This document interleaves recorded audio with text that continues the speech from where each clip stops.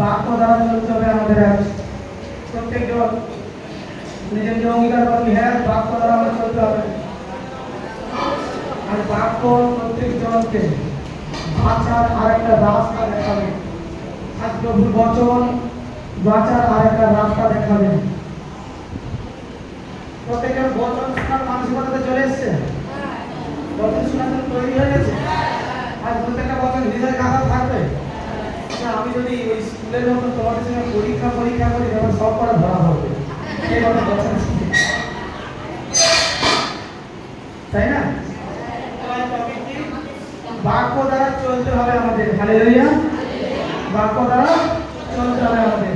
আর এই টপিক দেখবো, আর দেখো সেই চমৎকার বলবে টপিক দেখাতে এবং বচন শোনাতে। প্রত্যেকটা টপিক লিখে রাখবো। আর বচন দেখবো আমি যাকব তার 1 অধ্যায় 22 এবং 26। যাকব 1 অধ্যায় 22 এবং 26।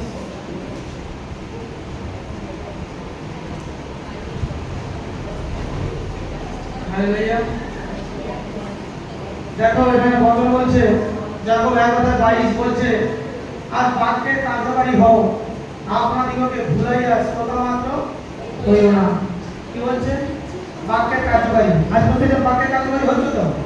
প্রত্যেকজন সচেতন হয়ে যাবে, জেনেছে প্রত্যেকজন সচেতন থাকো। 26 কি বলছে? যে ব্যক্তি আপনাকে ধর্মশীল বলিয়া মনে করে আর আপন জিহ্বাকে বলগা দ্বারা বসে না রাখে, কিন্তু নিজ হৃদয়কে ভুলায়, তাহার ধর্ম আদি। আদি মানে কি? মিথ্যা, তাই না? আজ বচন, এই দুটো বচন কিন্তু ওরা প্রত্যেকটা নিজেদের জন্য মেলাও। আজ যে বাক্য ওরা বলছে, আজ আমি বলছি আমি প্রভু যিশু, আমি প্রভু যিশু, তাই তো? আজ প্রত্যেকজন আজকে আমরা এটাই বলছি আমি প্রভু যিশু, আমার মধ্যে ঈশ্বরের সে ক্ষমতা আছে। কিন্তু আজ বাক্য বলছে এই কথা যখন আমি বলছি অতি উত্তম কথা, বেশ খুব ভালো কথা, তুমি ঈশ্বরের, কিন্তু তোমার মুখের যে ভাষা, তোমার যে ভাব ভঙ্গিমা, এগুলো কি রকম আছে? তোমার মুখের ভাষা দ্বারা তোমার জীবনে তুমি ডেভেলপমেন্ট করতে পারো, তোমার মুখের ভাষা দ্বারা তুমি নরকের গেট খুলতে পারো। তুমি কোনটা করবে? কোনটা করবে? কোনটা করতে চাও? স্বর্গে যেতে চাও না? স্বর্গে যাওয়া তো সোজা নয়। আর আমি তোমাদেরকে বলবো না এটা করে স্বর্গে চলে যাবে, সেটা করে স্বর্গে চলে যাবে। স্বর্গে নিয়ে যাওয়ার মালিক যিশু। আমি তোমাদেরকে সেখানে কিন্তু পৌঁছে দেব। আমি তোমাদের মিথ্যে ষড়যন্ত্রে পৌঁছাতে চাই না। কারণ আজ যে যিশু সাজ দিচ্ছে, আগামী দিনে তার হাতে সিগারেট, সে কি যেতে পারবে সঙ্গে? পারবে? আবার অনেকের কালেসিয়া, যে মানুষ যিশু সেজেছে তাকে দেখেই প্রণাম করা শুরু করে দেয়। আমি অবাক হয়ে গেছি যখন পিতা আমাকে দেখায় যে যিশু সাজে, এর আগামী মনা কি ছিল। যিশুকে এত সস্তা, যিশু এত সোজা, যিশুর সঙ্গে তারা কম্প্রোমাইজ করে দিলে হয়ে গেল মানুষকে মনোরঞ্জন করানোর জন্য যা ইচ্ছা করে নেবো। কিন্তু যখন আমার পিতা আমাকে দেখালো আমি অবাক হয়ে গেছি। অনেক লিখলেও মতো তোমরা বুঝতে পারবে কি যে কথা বলছি, কিন্তু প্রত্যেকটা বিশ্বাসী নিজেদের জীবকে নিজেদের আয়ত্তে রাখো, নিজেদের জীবকে নিজেদের বশে রাখো। আজ তোমার বাক্য যদি এলোমেলো হয়, আজ তোমার কথা যদি এলোমেলো হয়, তুমি যখন সদা প্রভুর, তুমি যখন পরমেশ্বরের, তাহলে তোমার বাক্যটা অনেকটা স্বাধীনযুক্ত হোক না। তোমার স্বাধীনতা কে নষ্ট করলো? তোমার স্বাধীনতা কে নষ্ট করেছে? যেখানে ঈশ্বর তোমাকে স্বাধীন করে দিয়েছেন, যেখানে প্রভু তোমাকে সবকিছু দিয়েছেন, আজ তুমি কোন চিন্তায়, কোন কথায় তুমি স্বাধীনতাকে নষ্ট করে দিচ্ছ? দেখো যে ঈশ্বর তোমাকে মনোনীত করেছেন, তিনি বলছেন আমি তোমাকে স্বাধীন করেছি, তিনি বলছেন আমি তোমাকে যা দেওয়ার দিয়ে দিয়েছি। তোমার জীবন নষ্ট হতে পারে না। তোমার জীবনে আমি সেই মঙ্গল বার্তাকে পৌঁছাচ্ছি, তোমার জীবনে আমি সেই অস্তিত্ব দিচ্ছি। আজ তুমি কার কথায় পিছনে ফিরছ? এমন কোন সমস্যা নেই যা তোমাকে ঈশ্বরের কাছ থেকে দূরে সরিয়ে দিতে পারে। একটা জিনিস পারে, বাক্য বলছে জি জি, প্রত্যেকটা দিকে হাত খুব তো মঙ্গল কথা অঙ্গীকার করো, হাত অঙ্গীকার করা বন্ধ করো। হাতে কথা দাও যে পিতা আজকে থেকে বন্ধ অঙ্গীকার আমরা করবো না। বাক্য বলছে আর বাক্যের কার্যকারী হও, আপনাদিগকে ভুলাইয়া শ্রোতা মাত্র হইও না। আজ এখানে তোমরা বচন শুনেছো, আজ এখানে বাক্য শুনছো, আজ প্রফেট সমীর দাস প্রভু যিশুর নামে চমৎকার কার্যকারী করে দেখাচ্ছেন, তার ঈশ্বর যে তার সঙ্গে আছে সে প্রুফ দিচ্ছে আর বাক্য বলছে। আর আমি এখান থেকে চলে যাওয়ার পরে বাসে উঠে গেছি তো প্রত্যেকটা বছর ভুলে গেছি। এই কার্যকারী করে কোনো লাভ নেই। প্রত্যেক সপ্তাহে মণ্ডলীতে আসা ভালো কেন? আত্মিক খাদ্য যোগান দেওয়া হয়, স্পিরিচুয়াল লাইফকে শক্ত করা হয়, তাই না? আমরা তো ভাত আরো ইত্যাদি যে আহার যেটা করি, ভাত রুটি ইত্যাদি ইত্যাদি, মাংস কোষ বাড়ে, আমাদের শক্তি বাড়ে, কিন্তু যে আত্মা পিতা দিয়েছেন তাকে আমাকে মজবুত করতে গেলে প্রত্যেক সপ্তাহে চার্চে আসা দরকার আছে। প্রত্যেক সপ্তাহে একদিন যে আমরা ঈশ্বরকে দিতে পারি না। আজকে কিন্তু সপ্তাহের শুরু দিন, আজকে সপ্তাহের শুরু দিন, যা সাধু পৌল বলে যে তোমরা সপ্তাহের শুরুতে প্রত্যেকজন কিঞ্চিত কিঞ্চিত করিয়া চাঁদা সংগ্রহ করো। আমি তোমাদের ভেঙে দেই, রবিবার করে কেন সবাই করে? এই কথা পালন হচ্ছে। আর চাঁদা এই যে তোমরা দিচ্ছ হাতে মোটা করে, আমি দিচ্ছি চাঁদা। সাধু পৌল বলেছিলেন যাতে ঈশ্বরের গৃহতে ঈশ্বরের কার্যকারিতে ব্যবহার হতে পারে। কারণ প্রফেট পাস্টর কি একা কিছু করতে পারবে? পারবে না, সবাই সাহায্যের প্রয়োজন আছে। একটা মণ্ডলীকে দাঁড় করানো যাবে। যেমন একটা ফ্যামিলি দেখো, কেউ যারা স্ত্রীরা তারা রান্না বান্না করে ঘর গোছাচ্ছে, যারা পুরুষেরা তারা বাইরে কাজ করছে, আর যারা সন্তানরা তারা জিনিসপত্র খাচ্ছে।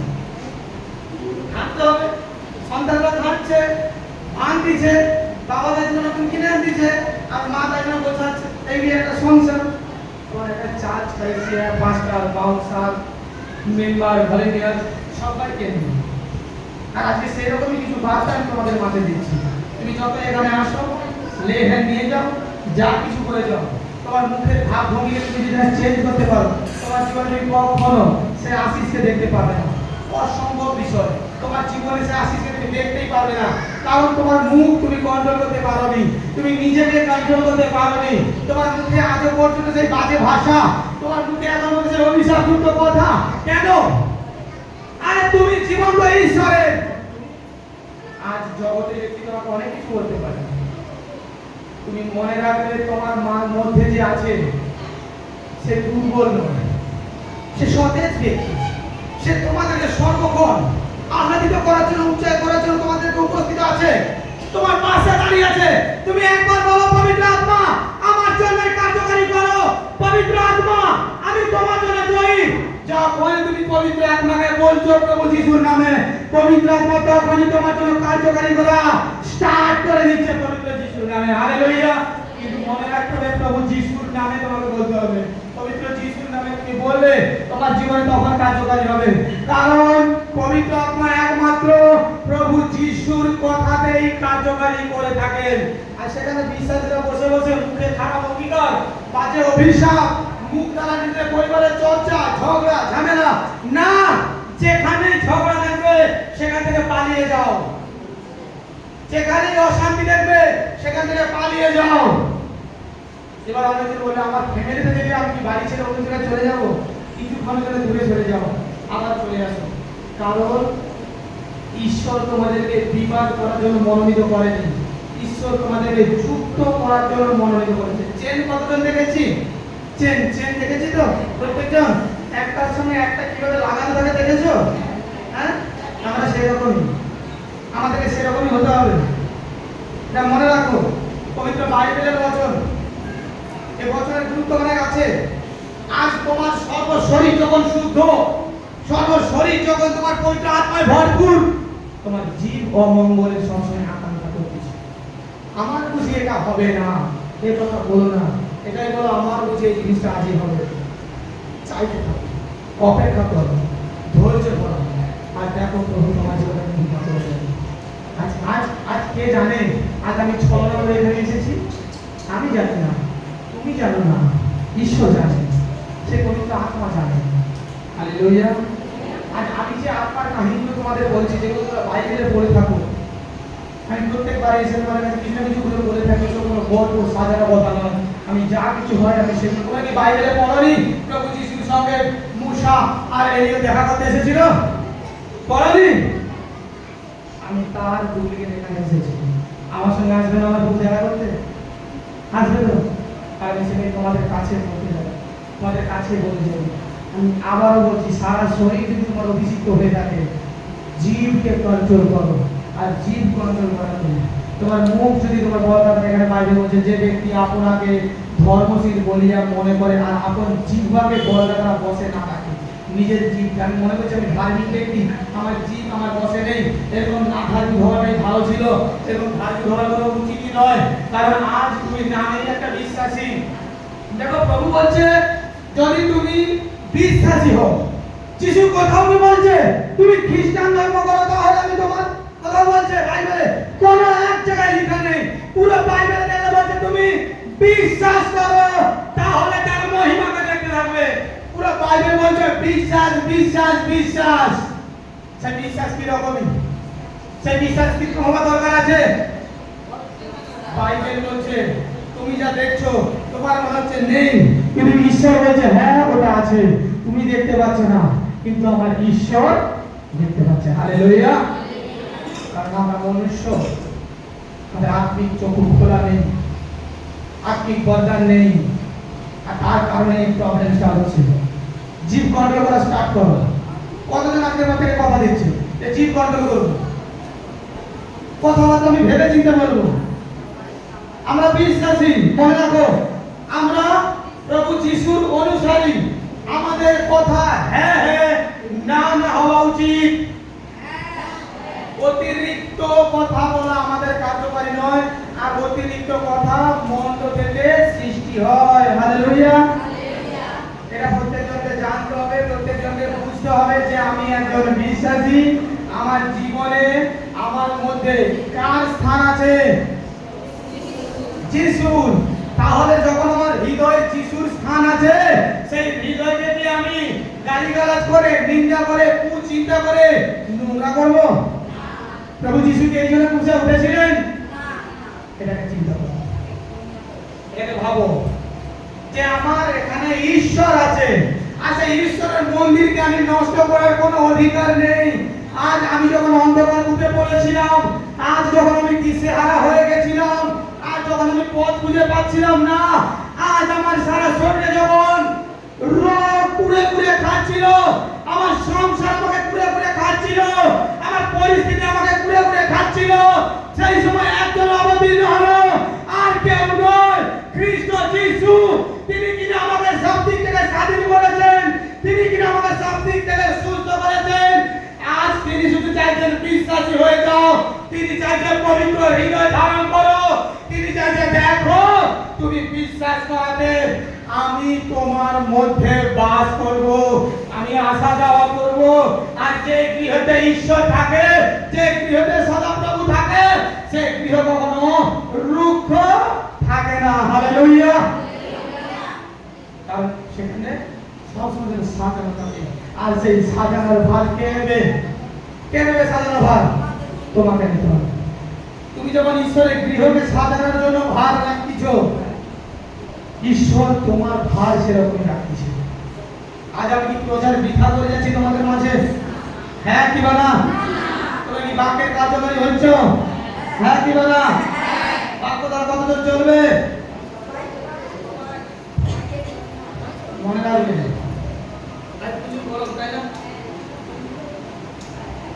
মনে রাখবে, যদি তোমাদেরকে কেউ নিন্দা করে, অভিশাপ করে, গালিগালাজ করে, তার মঙ্গলও বলা দরকার নেই, তার জন্য প্রার্থনা করবে। কেমন? কেবল না তোমার মঙ্গল হোক, অতিরিক্ত ধার্মিক হয়ে দরকার নেই।